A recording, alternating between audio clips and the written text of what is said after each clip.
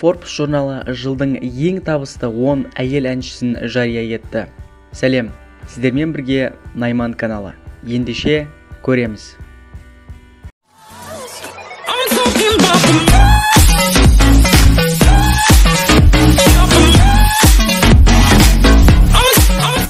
Америкалық әнші Бейонс Ноулс Forbes журналының нұсқасы бойынша жылдың ең табысты әншісі атанды. Ол бір жылдың ішінде $105 миллион қаражат тапқан.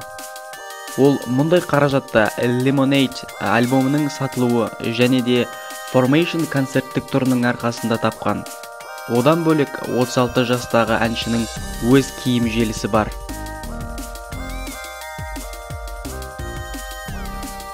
Рейтингте екінші орын британиялық әнші Адельге бұйырды.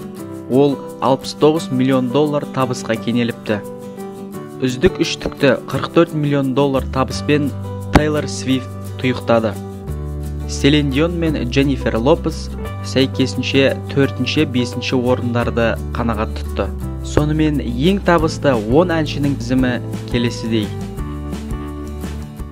Біздің каналға тіркеліп лайк басуды ұмытпаңыздар. Мына сұр қоңыраушаны бассаңыз, алдағы видеоларды жіберіп алмайсыздар. Бейонс Ноулс 105 миллион. Адель 69 миллион.